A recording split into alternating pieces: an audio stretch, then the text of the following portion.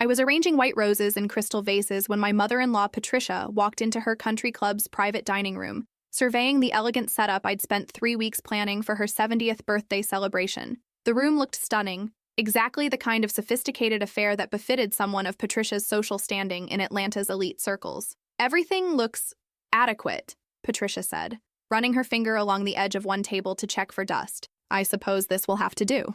Adequate. After 3 weeks of coordinating with caterers, florists, musicians, and the country club's event staff, after personally selecting every detail from the color scheme to the menu to the party favors, my efforts were deemed adequate by the woman who had contributed nothing but criticism and condescension to her own birthday celebration. "I'm glad you approve," I replied, adjusting the final floral arrangement. "The guests should start arriving in about an hour." Patricia was the kind of Southern matriarch who wielded social status like a weapon, and she'd been using that weapon against me for the 5 years since I'd married her son David. In Patricia's world, bloodlines and bank accounts determined worth, and I, a middle school teacher from a working-class family, would never measure up to her standards for what David deserved. The irony was that David had specifically asked me to organize his mother's party because he knew I was good at event planning. In college, I'd coordinated fundraisers and campus events. As a teacher, I organized school functions and community programs. I had a gift for logistics, attention to detail, and creating memorable experiences. But Patricia couldn't acknowledge my capabilities without admitting that someone she considered beneath her son might actually be talented at something she valued. "I hope you remembered to seat the Whitfields away from the Ashfords," Patricia said, reviewing the seating chart I'd created after extensive research into Atlanta society dynamics. "They've been feuding since the charity auction incident." "They're at opposite ends of the room," I confirmed. "Mrs. Whitfield is at table 3 with the hospital board members, and Mrs. Ashford is at table 8 with the garden club leadership. And you put the Hendersons near the Montgomerys?" "Table 4, as you requested. Close enough to facilitate conversation, but with enough space to avoid any tension from the tennis club committee disputes." I had spent hours researching the social dynamics of Patricia's circle, creating a seating arrangement that would maximize harmony and minimize conflict among 60 of Atlanta's most socially prominent women. It was like solving a complex puzzle where every piece had the potential to explode if placed incorrectly. "Well, I suppose you've done your best with the resources you had," Patricia said, managing to make my extensive preparation sound like a marginal effort. The guests began arriving at 6 p.m., and I transitioned seamlessly into hostess mode, greeting Patricia's friends, directing them to the cocktail reception area, and ensuring that everything flowed smoothly. I'd coordinated with the waitstaff about timing, confirmed that dietary restrictions were accommodated, and prepared conversation topics that would help bridge any social gaps among the diverse group of attendees. "Claire, darling," Patricia exclaimed as she embraced one of her closest friends, "I'm so delighted you could make it to my little celebration." "Patricia, this looks absolutely divine," Claire responded, taking in the elegant room setup. "Who organized this beautiful party?" "Oh, David's wife helped with some of the arrangements," Patricia replied dismissively, "though of course I had to oversee every detail to ensure it met proper standards." I felt the familiar sting of having my work minimized, but I continued greeting guests and facilitating introductions. This was Patricia's night, and I was determined to make it perfect regardless of her attitude toward my contributions. "You must be David's wife," said Eleanor Whitfield, approaching me during the cocktail hour. "I've heard so much about you from Patricia." "All good things, I hope," I replied with a smile, though I suspected otherwise. "She mentioned you're a teacher. How noble of you to choose such a service-oriented profession." The way Eleanor said "noble" made it clear that in her social circle, teaching was viewed as a career for people who couldn't achieve anything more prestigious. "I love working with children," I said simply. "There's something wonderful about helping young minds discover their potential." "Yes, I'm sure it's very fulfilling," Eleanor replied, the pause before fulfilling, suggesting that fulfillment was a poor substitute for financial success. As dinner was served, I made sure that every course arrived perfectly timed, that wine glasses were kept filled, and that conversation flowed smoothly at each table. The musicians I'd hired provided exactly the right ambiance, elegant enough for the sophisticated crowd, but not so prominent as to interfere with conversation.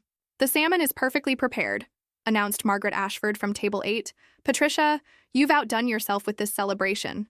"Thank you, dear," Patricia replied. "I worked very hard to ensure every detail was just right." I watched from the edge of the room as Patricia accepted compliments for the menu I'd selected, the ambiance I'd created, and the flawless execution I'd coordinated. She'd contributed nothing but demands and criticism, yet she was receiving all the credit for the successful event. During the main course, I noticed that table 6 was running low on wine and quietly signaled the waitstaff to refill glasses. I observed that Mrs. Henderson seemed isolated from her table's conversation and smoothly moved to engage her in discussion about her recent European travels. When the elderly Mr.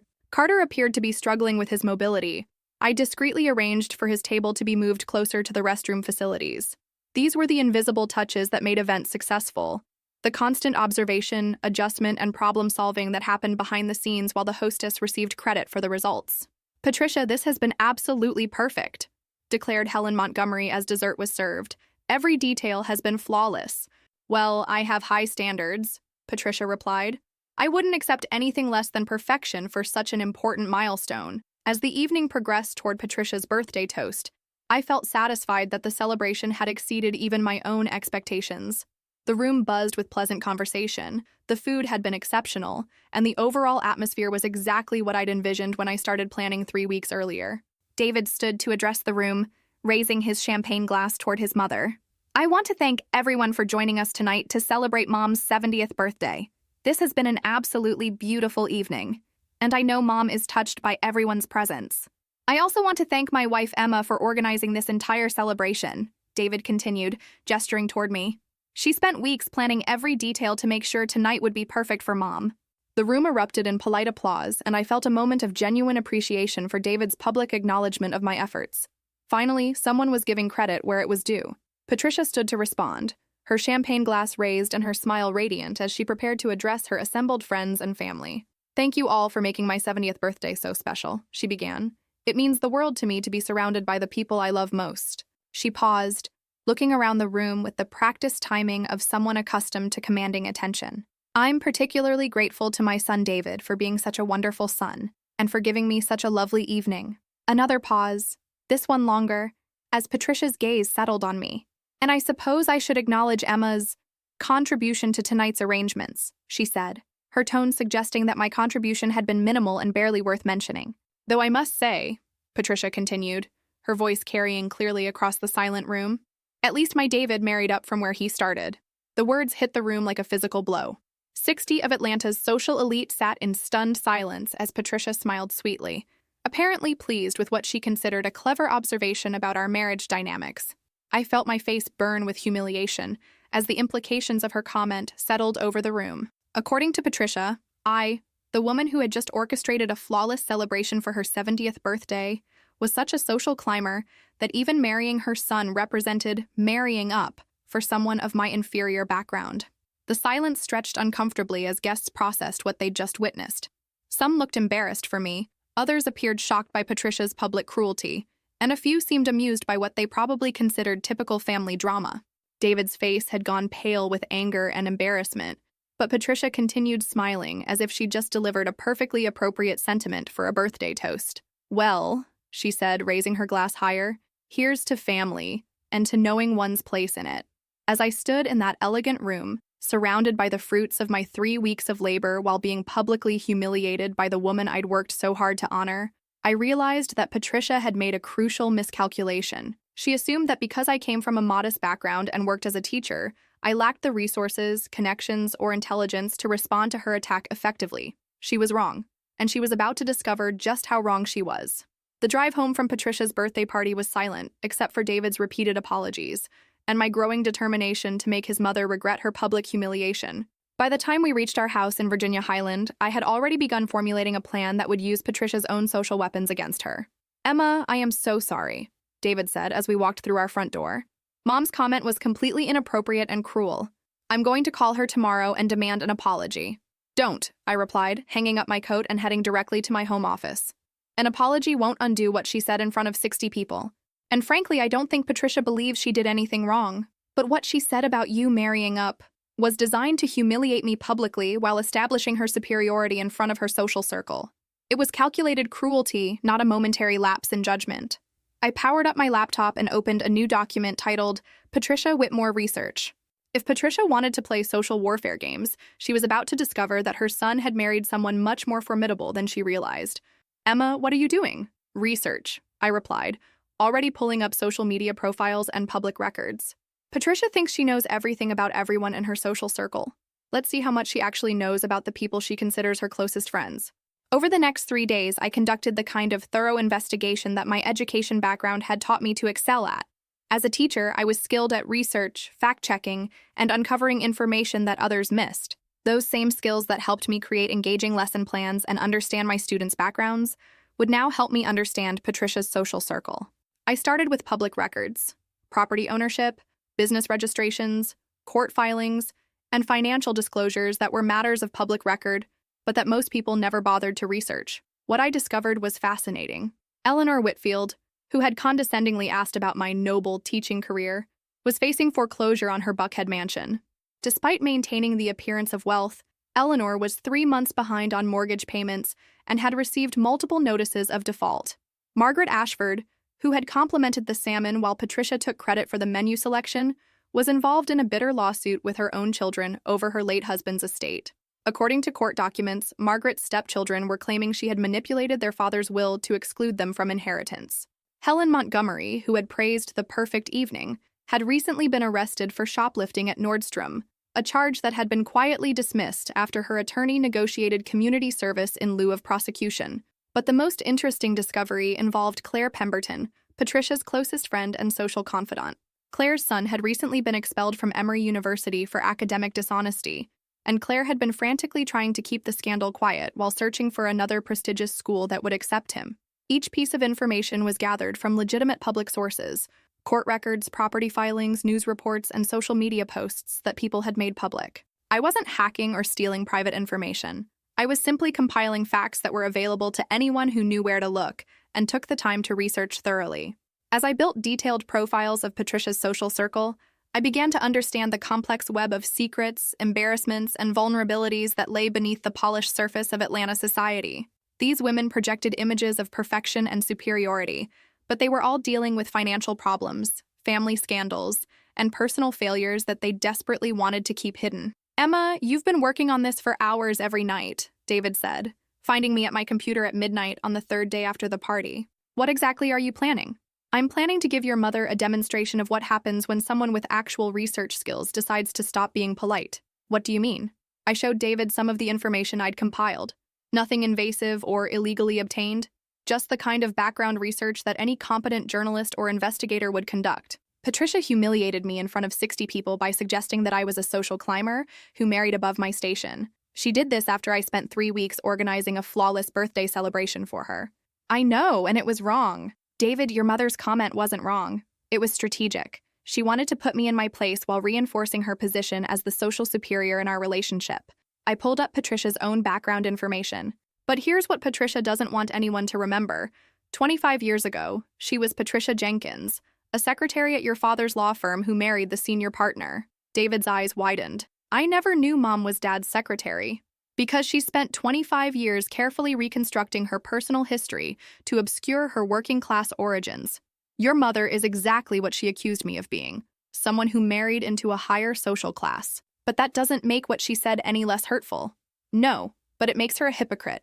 And David, hypocrisy combined with public cruelty is something that Atlanta society doesn't tolerate well." I showed David the research I'd compiled about Patricia's friends' various scandals and embarrassments. "Your mother thinks she's the queen of her social circle, but she's actually very vulnerable. These women maintain their friendships based on mutual discretion about each other's problems. So what are you planning to do?" "I'm planning to host a charity event that will give me the opportunity to demonstrate exactly what Patricia unleashed when she decided to publicly humiliate someone who actually knows how to research, plan, and execute social gatherings." "Emma, I don't want you to stoop to Mom's level." "I'm not stooping to her level, David. I'm rising above it. Your mother used social warfare to attack me. I'm going to use social elevation to demonstrate the difference between someone who earned their position and someone who married into it." Over the following week, I reached out to contacts I'd developed through my teaching career and community involvement. People Patricia had never bothered to meet because she assumed teachers moved in inferior social circles. What Patricia didn't know was that my inferior social circle included some very interesting people: the parent who was a federal judge, the former student whose family owned a chain of luxury hotels, the colleague whose husband was a prominent surgeon, and the community volunteer who happened to be married to the CEO of one of Atlanta's largest corporations. I had spent 5 years allowing Patricia to treat me as David's inferior social choice, accepting her condescension because I thought family harmony was more important than personal dignity. But Patricia's public humiliation had crossed a line that couldn't be uncrossed. She had chosen to declare social warfare in front of witnesses. Now she was going to discover what happened when someone with superior organizational skills, research capabilities, and actual community connections decided to fight back. "Emma, I want you to know that whatever you're planning, I support you," David said as I finalized the guest list for the charity event I was organizing. "Mom's behavior was inexcusable and she needs to face consequences." "The consequences won't be revenge, David.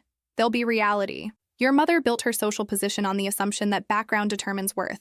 She's about to learn that capability, character, and community connections matter more than bloodlines and bank accounts." "What exactly are you planning?" I looked at the event proposal I'd prepared. A fundraiser for childhood literacy that would showcase everything Patricia claimed I lacked: sophisticated planning abilities, prestigious social connections, and the kind of class that couldn't be purchased or inherited. "I'm planning to show Atlanta society exactly what your mother married into the family when she decided to publicly humiliate me." And what's that? Someone much more formidable than she realized. 6 weeks after Patricia's birthday humiliation, I was putting the finishing touches on what would become known in Atlanta social circles as the Emma Whitmore Literary Gala, a charity fundraiser that would demonstrate exactly what Patricia had underestimated when she decided to publicly mock my background and capabilities. The event was ostensibly a fundraiser for childhood literacy programs in underserved Atlanta schools, but it was actually a carefully orchestrated demonstration of social power that would reshape my position in David's family permanently. "Emma, this guest list is incredible," said Jennifer Morrison, the event coordinator from the High Museum who was helping me with logistics. "I've never seen someone pull together this caliber of attendees for a first-time charity event." I smiled as I reviewed the RSVP responses that had been pouring in for 2 weeks. When you're raising money for children's education, people tend to be generous with their support. The guest list was indeed impressive, but not for the reasons Jennifer assumed. Every single attendee had been carefully selected based on extensive research into their backgrounds, interests, and potential connections to Patricia's social circle. Dr. Marcus Chen, the federal judge whose daughter had been in my 5th grade class 3 years earlier, would be attending with his wife, a prominent civil rights attorney whose cases had been featured in national media.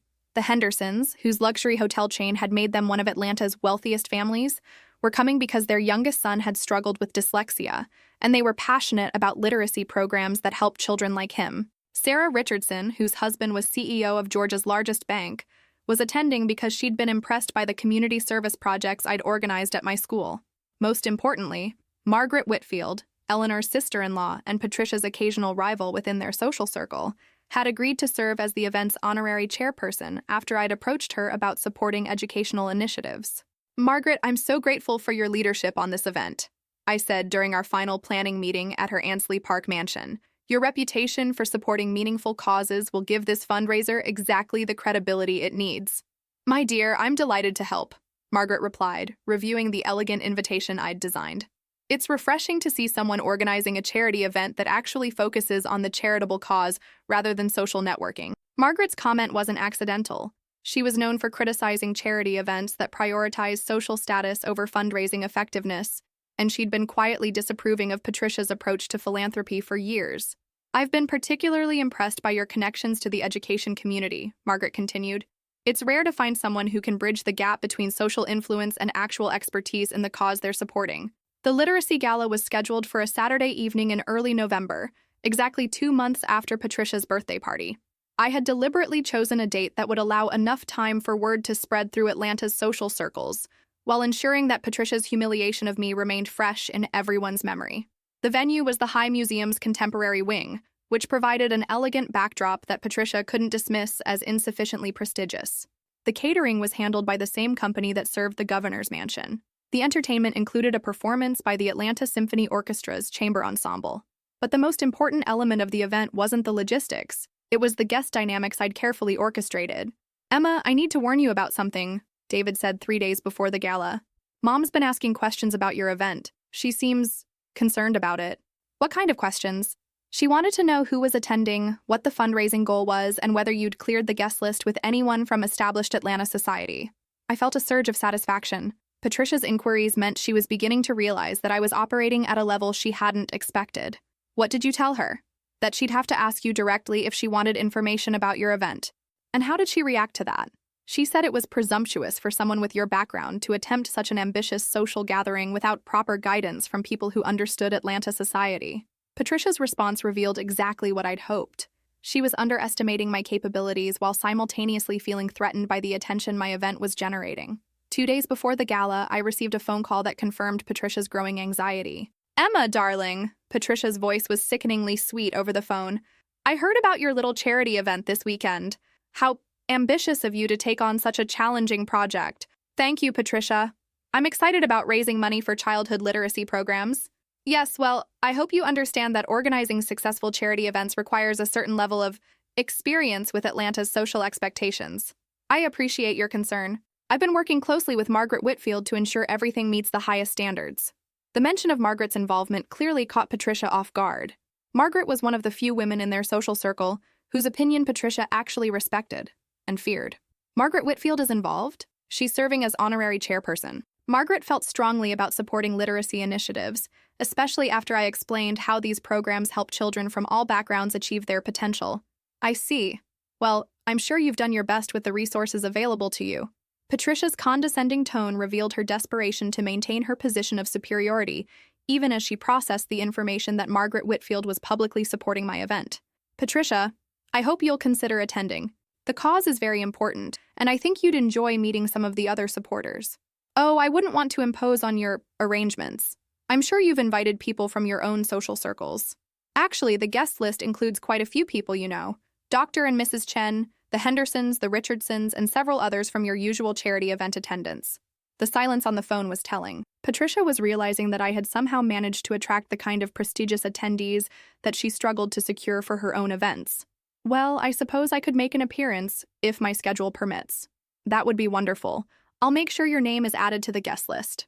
After hanging up, I felt the satisfaction of someone whose trap was working perfectly. Patricia couldn't attend without acknowledging my success, but she couldn't stay away without appearing petty and small-minded. The night before the gala, I reviewed the seating arrangement I'd created with the same attention to social dynamics that I'd used for Patricia's birthday party. But this time, the positioning was designed to showcase my connections and capabilities rather than defer to someone else's social status. Margaret Whitfield would be seated at the head table with Dr. and Mrs. Chen, establishing the event's tone as serious philanthropy rather than social networking. Patricia would be seated at table 6, close enough to observe the proceedings, but far enough from the center of attention to make her secondary status clear. The Hendersons would be positioned where they could easily interact with other business leaders, allowing natural conversations about the economic impact of educational initiatives. Sarah Richardson would be seated with local school administrators and education advocates, bridging the gap between social influence and professional expertise. Most importantly, I would be positioned as the clear host and organizer, with David at my side as my supportive spouse, rather than Patricia's son who had married beneath his station. "Emma, are you nervous about tomorrow night?" David asked as I finalized the last details. "Not nervous," I replied, looking at the comprehensive event plan that would demonstrate exactly what Patricia had unleashed when she decided to publicly humiliate me. "Excited." "Excited about what?" "About showing your mother the difference between someone who inherited their social position and someone who earned it." The next evening would reveal whether my months of research, planning, and strategic positioning had created the perfect response to Patricia's public cruelty. But regardless of the outcome, I had already accomplished something important.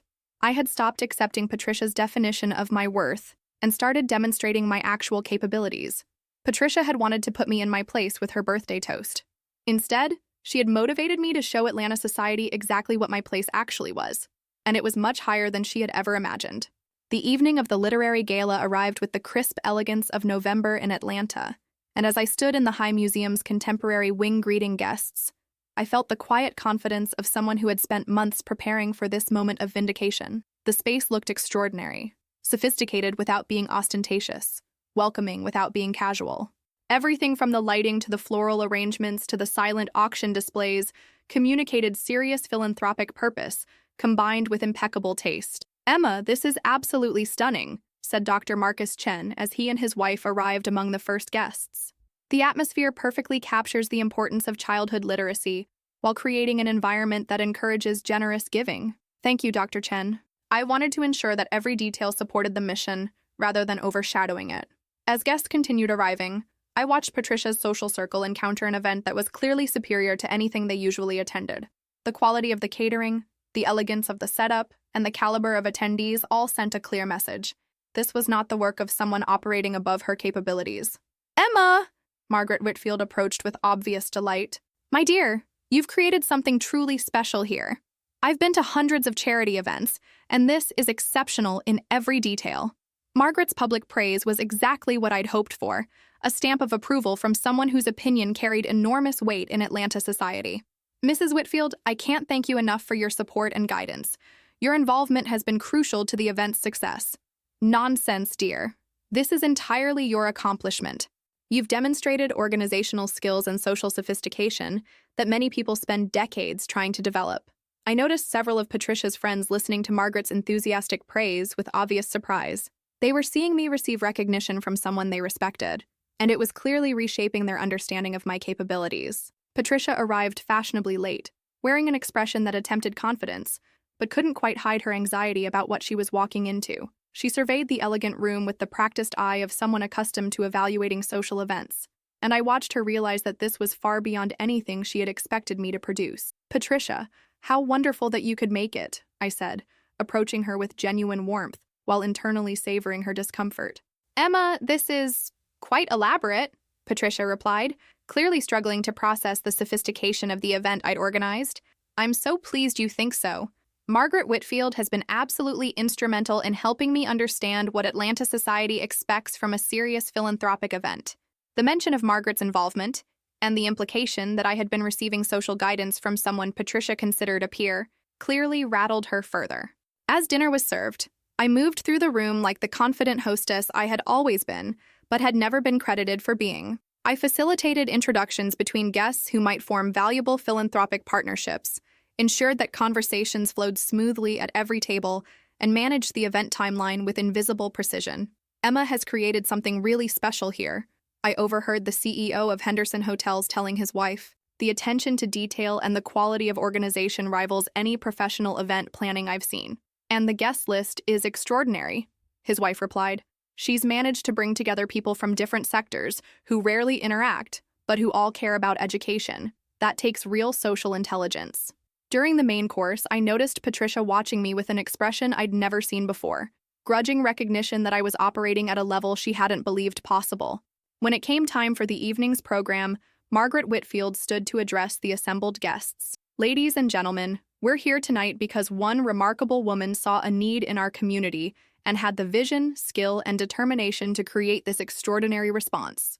Margaret gestured toward me with obvious admiration. "Emma Whitmore has demonstrated that true social leadership comes not from inherited position, but from the ability to identify important causes and mobilize resources to address them effectively." The room erupted in applause that was clearly genuine rather than polite. These were sophisticated people who had attended countless charity events, and they recognized exceptional organizational achievement when they saw it. "Emma has shown us what happens when someone combines professional competence with genuine philanthropic passion," Margaret continued. "She's bridged the gap between Atlanta's educational community and our philanthropic community in ways that will benefit children throughout our city." As I stood to address the crowd, I felt the satisfaction of someone whose capabilities were finally being recognized at their true level. The room was filled with some of Atlanta's most influential people, and they were looking at me with respect rather than condescension. "Thank you all for your generous support of childhood literacy programs," I began. "As an educator, I've seen firsthand how literacy skills can transform a child's entire future, regardless of their background or circumstances." I spoke about the specific programs the fundraiser would support, the measurable impact their donations would have, and the importance of ensuring that every child had access to quality educational resources. "Education is the foundation of opportunity," I continued. "When we invest in children's literacy, we're investing in their ability to rise above any limitations that circumstances might place on them." The words carried additional meaning for anyone who remembered Patricia's birthday toast about people knowing their place. I was demonstrating that education and capability could elevate someone far beyond the circumstances of their birth. The evening's auction and donation segment exceeded every goal I'd set. By the time dessert was served, we had raised over $150,000 for literacy programs, more than any comparable first-time charity event in recent Atlanta history. "Emma, this has been extraordinary," said Sarah Richardson as the evening wound down. "You've accomplished something truly significant here, both for the cause and for demonstrating what effective philanthropy looks like." I'm so grateful for everyone's support. The real winners are the children who will benefit from these programs. As guests began departing, I received invitation after invitation to join various charity boards, organize other events, and collaborate on future philanthropic initiatives. It was clear that I had established myself as someone with serious organizational capabilities and valuable community connections. Patricia lingered until most guests had left, clearly struggling with how to process what she had witnessed. "Emma," she said finally, "I have to acknowledge that this evening was impressive." "Thank you, Patricia. I enjoyed having the opportunity to support such an important cause. I may have underestimated your capabilities." It was the closest thing to an apology I was likely to get from Patricia, and it represented a fundamental shift in our relationship dynamic. "Patricia, I think we may have both made some incorrect assumptions about each other." "Perhaps we have." As Patricia prepared to leave, she paused and looked at me with an expression that mixed reluctant respect with genuine surprise. "Emma, where did you learn to organize events at this level?" "The same place I learned everything else. Through education, hard work, and paying attention to what successful people do well." "And the guest connections? How did you know all these people?" "Through my work as a teacher and community volunteer. When you invest in your community, the community invests back in you." Patricia absorbed this information with the expression of someone whose worldview was being fundamentally challenged. "I see. Well, good night, Emma." "Good night, Patricia." As I watched my mother-in-law leave the High Museum, I felt the deep satisfaction of someone who had completely reversed a power dynamic through strategic planning and superior execution. Patricia had publicly humiliated me by suggesting that I had married above my station and didn't belong in her social circle. In response, I had organized an event that demonstrated capabilities she couldn't match and connections she couldn't access. The woman who had dismissed me as a social climber had just witnessed me elevate myself to a position where her approval was no longer necessary or particularly valuable.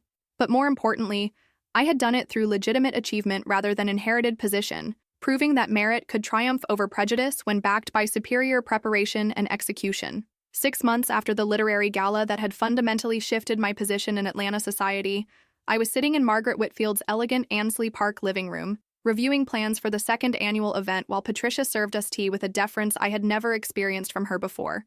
"Emma, the response to this year's gala has been even more enthusiastic than last year," Margaret said, reviewing the preliminary guest list. "The mayor's office called specifically to request inclusion, and I've had 3 different corporate sponsors ask about presenting partnerships." "I'm thrilled by the community support," I replied, accepting the perfectly prepared Earl Grey that Patricia offered without a trace of her former condescension. The success of last year's literacy programs has really demonstrated the impact these fundraisers can have. The transformation in family dynamics had been swift and complete. Within weeks of the gala, Patricia had begun treating me with the respect she reserved for people she considered her social equals. More importantly, she had stopped undermining my position in the family and had actually begun deferring to my judgment on matters involving social events and community engagement. "Patricia, didn't you mention that Eleanor Whitfield asked about serving on the planning committee this year?" Margaret asked. "Yes," Patricia replied, her tone careful and respectful. "Eleanor specifically asked if Emma would consider allowing her to contribute to the event organization. She was quite impressed by last year's execution." I savored the irony. Eleanor Whitfield, who had condescendingly asked about my noble teaching career at Patricia's birthday party, was now seeking my approval to participate in my charitable endeavors. "I'd be happy to have Eleanor's help," I said graciously. "We can always use additional volunteers for the silent auction coordination." The silent auction coordination was exactly the kind of background support work that I had done invisibly for years before demonstrating my true capabilities. Assigning Eleanor to those tasks was a subtle but clear message about our respective positions in the social hierarchy. "I'll let her know," Patricia said, making a note in the elegant planner she had started keeping since my gala had established new standards for event organization in our social circle. The broader changes in my social standing had been remarkable. I was now serving on the boards of 3 different charitable organizations, had been invited to join the Piedmont Driving Club, and was regularly consulted by other society women who wanted advice on organizing their own philanthropic events. "Emma, I wanted to discuss something with you privately," Margaret said, after Patricia had left to prepare more refreshments. "There's been talk in our circle about nominating you for the Atlanta Women's Foundation Board of Directors." The Atlanta Women's Foundation was one of the city's most prestigious philanthropic organizations, with a board comprising the most influential women in Atlanta society. A nomination represented recognition as a serious player in the city's charitable and social leadership. "That's incredibly flattering, Margaret. I'd be honored to be considered. The nomination isn't just flattering, it's well-deserved. You've accomplished more in 18 months of charitable work than many people achieve in decades of social climbing. Margaret's choice of words wasn't accidental. She was drawing a clear distinction between my legitimate achievements and the inherited social positions that many of our peers occupied without earning them. I particularly appreciate that your approach to philanthropy focuses on measurable impact rather than social networking, Margaret continued. Too many charity events in our circle prioritize the social experience over the charitable outcomes. I've always believed that if you're going to ask people for money, you should be able to demonstrate exactly how their contributions will make a difference. Exactly. And that accountability has elevated the standards for everyone else. Patricia mentioned that several other women have started adopting your documentation methods for their own events. The idea that Patricia was now promoting my methods to other society women as best practices was particularly satisfying. The same organizational approaches she had once dismissed as excessive were now being held up as examples of proper charitable event management. Speaking of Patricia, Margaret said with a slight smile, I have to commend her on how gracefully she's handled the evolution of your family dynamics. What do you mean? My dear, everyone in our circle witnessed her rather unfortunate comment about David marrying up at her birthday party. We also witnessed your response through the literary gala. Patricia could have chosen to be resentful or defensive, but instead she's acknowledged your capabilities and adjusted her behavior accordingly. I appreciated Margaret's diplomatic phrasing, but we both understood what had actually happened. Patricia had publicly humiliated me. I had responded by demonstrating superior capabilities, and she had been forced to accept a new family hierarchy where my accomplishments commanded respect. I think Patricia was surprised by my community connections and organizational abilities, I said diplomatically. I think Patricia learned an important lesson about making assumptions based on background rather than capability, Margaret replied with the directness that had made her such a valuable ally. That evening, I was reviewing thank you notes from the previous year's gala when David found me in our home office, surrounded by correspondence from people whose opinions Patricia valued greatly. Emma, I wanted you to know that Mom called me today with some interesting news. Oh? She's been asked to serve on the planning committee for the Historic Atlanta Foundation's annual gala, and she told them she'd only accept if you were willing to serve as the event coordinator. I felt a surge of satisfaction at this complete reversal of our family roles. 6 months earlier, Patricia had dismissed my contributions as adequate. Now she was making her own participation in prestigious events conditional on my involvement. What did you tell her? I told her that was entirely your decision to make. But Emma, I want you to know how proud I am of everything you've accomplished. Thank you, David. It's been gratifying to have my capabilities finally recognized. More than recognized, celebrated. You've become one of the most respected women in Atlanta philanthropy. The transformation had extended beyond social recognition to practical influence. Organizations throughout the city now sought my involvement in their fundraising efforts, and my endorsement of charitable causes carried significant weight with potential donors. But perhaps the most satisfying change was in Patricia's behavior toward me. Gone were the subtle digs about my background, the condescending comments about my career, and the dismissive attitudes about my contributions to family events. Instead, Patricia now sought my advice on social matters, deferred to my judgment on charitable giving, and spoke about me to her friends with genuine pride rather than reluctant tolerance. David, there's something I want you to understand about what happened between your mother and me. What's that? I didn't set out to humiliate Patricia or take revenge for her birthday comment. I set out to demonstrate my actual capabilities when given the opportunity to do so. And you succeeded beyond anyone's expectations. The point is that Patricia's assessment of my worth was based on superficial assumptions rather than actual knowledge of my abilities. When I finally had the chance to show what I could accomplish, the results spoke for themselves. Do you think Mom understands that now? I thought about Patricia's recent behavior, her respectful treatment, her willingness to acknowledge my expertise, and her clear recognition that she had misjudged my capabilities. I think your mother has learned that background doesn't determine worth, and that underestimating people based on their origins can lead to very uncomfortable surprises. 1 year after the literary gala, I received an invitation that represented the complete transformation of my social position. The governor's wife was personally inviting me to co-chair the state's annual education fundraiser, a role that would make me one of the most visible philanthropic leaders in Georgia. Emma, this is incredible, Patricia said, when I shared the news during our weekly planning session for various charitable activities we now coordinated together. The governor's education fundraiser is one of the most prestigious events in the state. I'm honored to be considered for such an important role. You're not just being considered, you're being recognized as someone whose expertise and connections make you indispensable for this type of initiative. The woman who had once suggested I didn't know my place in the family was now celebrating my elevation to one of the highest positions in Georgia philanthropy. Patricia, I want you to know that I'd like you to serve on the planning committee for the governor's event. Really? You'd want my involvement? Of course. You have valuable experience with Atlanta society, and your connections would be beneficial for the fundraiser's success.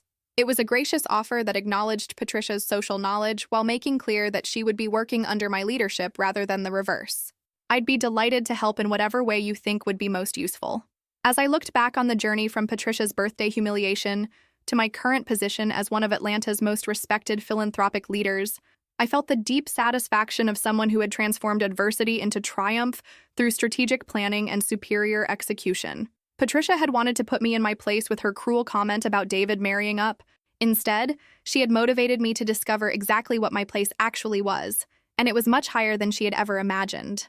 The woman who had dismissed me as a social climber had learned that true social elevation comes not from inherited position, but from demonstrating capabilities that others cannot match and building connections that others cannot access. I had proved that education, hard work, and community engagement could triumph over prejudice and inherited privilege when backed by superior preparation and flawless execution. And Patricia, to her credit, had learned to respect those qualities rather than continue to underestimate them. It was perfect justice, not through revenge or humiliation, but through the simple demonstration that worth is determined by what you accomplish, not where you started.